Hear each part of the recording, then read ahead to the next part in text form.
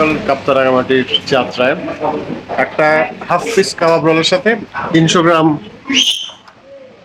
ছানা বালুশাই চালাই দিচ্ছি।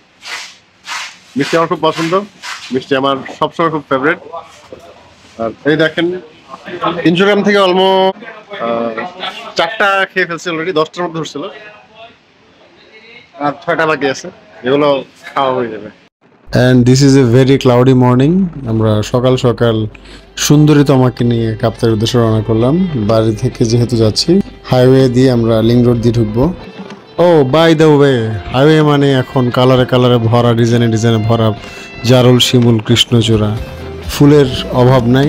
পুরো অন্য লেভেল একটা সাজ হাইওয়েতে।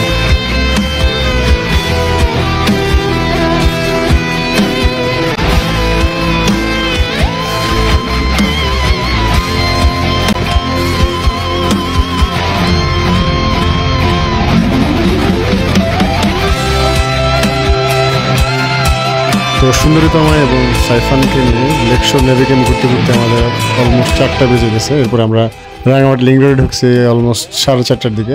আর রাঙামাটি যেই আসে সে এই রোডেই আসতে হবে। দেখার যা কিছু সব এই রোডেই। আর যে পাশে দেখেন সামনে পিছনে ডানে বামে চারদিকে ভিউ, অবিশ্বাস্য লেভেলের সুন্দর ভিউ।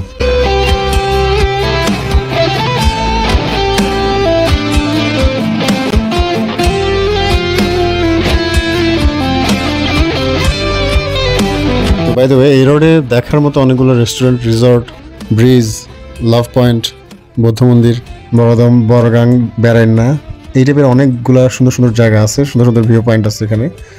আর রিসর্টের মধ্যে বার্গি, ইজর, রান্নাটুকুন, এগুলোর মতো সুন্দর সুন্দর বেস্ট ভিউর রিসর্টগুলো এখানে।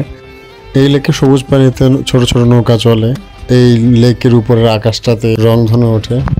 বাট এখানেই সবচেয়ে বড় ট্র্যাজেডি পাহাড়িদের, এই যে রাজবাড়ির মিনার দেখা যাচ্ছে। একটা বিশাল সভ্যতা পানির নিচে তলিয়ে গেছে কাপ্তাই বাদ দেওয়ার ফলে। আর বড় বড় যে পাহাড় সেগুলোতে মানুষ আশ্রয় নিছে। কাপ্তাই লেক দেখতে যতটা সুন্দর ঠিক ততটাই গভীর গাঢ়ের কান্না।